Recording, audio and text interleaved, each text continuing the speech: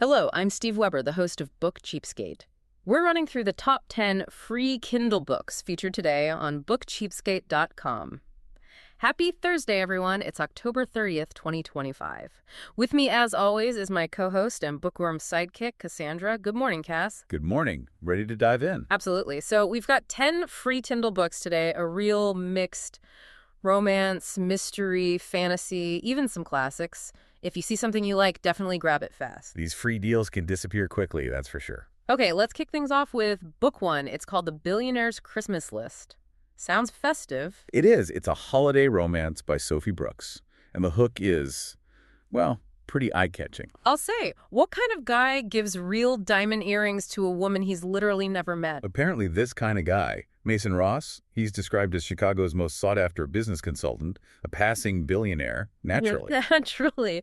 And he helps a single mom's young son buy her this amazing, completely unaffordable gift. Right. So the plot kicks off when the mom, she's in her mid-20s, working two jobs, has to track down this hot-as-hell billionaire to return them. Which, of course, is just the beginning. He's not really interested in getting the earrings back, is he? Not so much. He's interested in her. And then you get all the ridiculous perks. Helicopter rides, dinners at world-class hotels, all leading up to Christmas. It's pure wish fulfillment, isn't it? The struggling mom resists this inevitable dream romance for a bit. But you know where it's heading. It's that instant escapism. Definitely screams fantasy. Okay, let's switch gears quite a bit for book two. Death at the Fireside Inn. Yes, a 1920s historical mystery by Kitty Kildare. A completely different vibe. Post-WWI London, 1920. I like the sound of this already. Me too.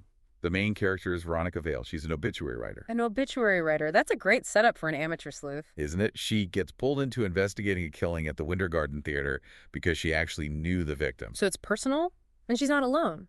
Nope. She's got her best friend, Ruby Smythe, and get this, her street-smart rescue dog, Benji. Oh, rescue dog sidekick. Perfect for cozy mystery fans. Exactly. It signals that kind of charming jazz-age mystery. You get the glamour, but also those, lingering shadows from the war. It sounds like a great start to a new series. Strong female lead, period details, cute dog. What's not to like? Right. Okay, moving on to book three. This one is Fated Mates and When to Keep Them. Okay, title alone tells me we're probably in paranormal territory. LGBTQ plus fantasy. You got it. An LGBTQ plus paranormal romance by A.J. Sherwood.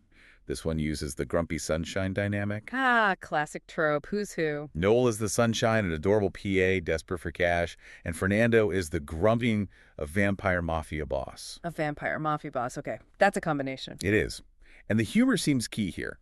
The description asks if killing anyone that endangers Noel counts as a romantic gesture. Right? So Fernando shows his affection through morally gray acts of violence? Pretty much. The author apparently has a real following for blending that humor and heart with, some heat. It's described as cozy paranormal romance with teeth. Cozy with teeth. I like that. Okay, from vampires to something quite different again. Book 4, The Amish Widow. Yes, this is an Amish romantic cozy mystery by Samantha Price. Another genre blend. Amish. Romantic. Cozy mystery. That's a lot going on. What's the twist here? Well, the main character, Emma Kurtzler, her husband dies. She's facing losing her farm, which is standard enough for the genre, but there's also a shocking murder involved. Okay, so mystery. But the really unique part is how she gets help. She finds comfort and assistance from a secretive society of Amish widows who solve mysteries. Wait, a secret society of Amish widows solving crimes? Exactly. It's like a support group meets detective agency with bonnets. That is unexpected. And kind of brilliant for the genre. Blends the community values with the suspense. Right. It offers that clean romance and community feel, but with proper mystery engine driving it. Okay, book 5 looks like incredible value. The Milburn Big Box Set. Oh, absolutely. This is by Nancy McGovern. It's a cozy mystery anthology. We're talking 18 complete cozy mysteries. 18, wow. Yeah, 2 full series, A Murder in Milburn and Return to Milburn, plus 18 recipes are included too. Recipes as well. So who's the sleuth? Nora Newberry. She's both a super sleuth and a super chef, apparently. And Milburn, Wyoming? Sounds like a dangerous place to live if there are 18 murders happening. That's the funny part. The author even jokes about it. Milburn is this small town with murders at a wedding, the zoo, An ice cream factory, a B&B. Good grief, Midsummer Murders effect. Totally. The author apparently paused the first series to let the fictional town repopulate before starting the sequel series, Return to Millburn, 25 years later. Nora is still solving crimes and cooking at age 55. That's fantastic self-awareness. Okay, value acknowledged. Let's look at book 6, The Jadestone Sleuth. This one is a clean rom-com mystery by Cami Checketts. Clean rom-com mystery. Another interesting mix. What's the premise? It sounds irresistible. Detective Brexton Cabela is hired to investigate a youth pastor named Clara Gem. Okay. Why investigate a youth pastor? Because she's lost 3 boyfriends to suspicious accidents, and each death is somehow linked to a mysterious jade stone. 3 boyfriends. Accidents. Jadestone. That does sound suspicious. Right, so Brexton is hired to prove she's guilty. There's a $1 million bonus on the line for him, but naturally he starts falling for her. Oh, the conflict. Is she this sweet charitable angel, or is she some kind of accidental or not so accidental serial killer? Exactly. And he has to choose between his future, that big payday, and, love. Someone described it as Hallmark movie meets Nancy Drew with bigger romantic tension, and it's definitely confirmed as clean, 0 bedroom scenes. Yep, so the romance tension comes purely from the situation and the emotional conflict, not physical stuff. Gotcha. Okay, now, book 7 looks like a major tone shift. The Forgotten Bride. Yes, this is a psychological thriller by Philip Anthony Smith, Sure. and definitely no humor here. This deals with some heavy themes. Right, important to note. So what's the story? It's about Olivia Lakewell. She disappeared on her wedding day 10 years ago. She was held captive in a dark underground bunker, subjected to really chilling psychological manipulation. 10 years. That's horrific. It is. The book actually starts after she escapes. But freedom isn't simple. I can imagine. The world moved on. Completely. Her fiancé is with someone else. Her daughter barely remembers her. So the thriller aspect isn't just whodunit. It's about the psychological suspense of her trying to rebuild her life, figure out why she was kept alive all that time. So it really focuses on the aftermath, the trauma. Exactly. It's described as having this slow burn dread, exploring what happens when the escape is really only the beginning of the ordeal. Sounds like a deep dive into trauma and resilience. Definitely a shift from the others. Okay, moving into darker territory again, but maybe differently. Book 8, Vicious Union. Yes, this is labeled as multicultural and interracial romance, specifically cartel romance by Jocelyn Soto. Cartel romance. So high stakes. Very. The hero is the heir to a dangerous Mexican kingpin. He's desperate to leave that life, the violence, behind him. The reluctant heir trope, what complicates things? Well, besides the whole cartel thing, he accidentally gets married in Vegas after a night of drinking. Oops. Yeah, and the woman he marries is described as everything he ever wanted, but he can't have her because of his life. Classic conflict for the genre. What makes this one stand out? Apparently, it brings a lot of authentic cultural depth, Mexican culture, the complexities of family loyalty within that structure, to the dark mafia cartel genre. It's not just generic bad boy. Okay, interesting. Now, book 9 seems to be doubling down on the darkness. Venomous Throne. It does. This is Dark Mafia Romance by Alexa Michaels. And here's the twist. Go on.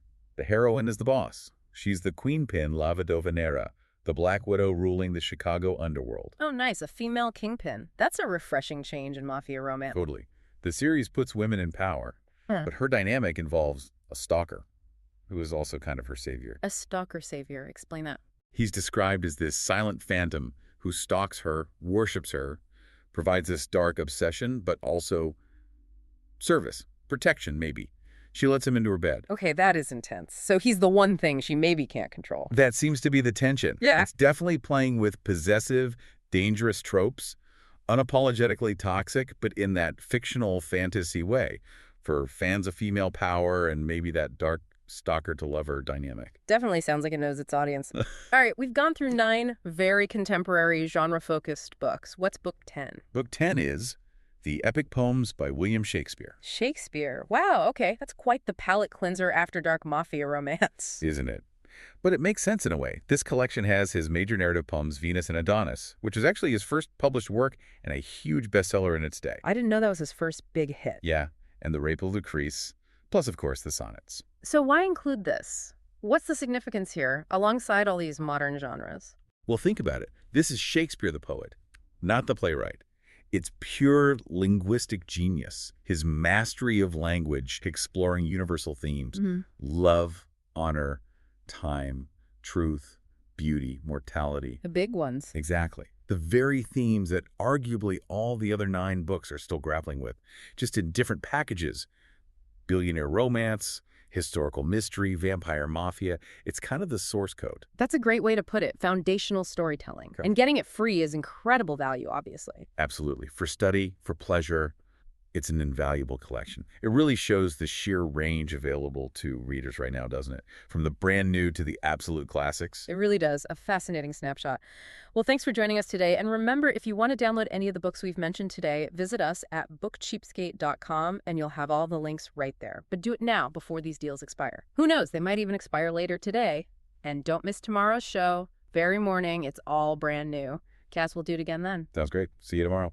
Until then, keep on opening new worlds with great books without blowing a massive hole in your wallet. And whatever you do, remember this: when you read, Your mind becomes its own kingdom.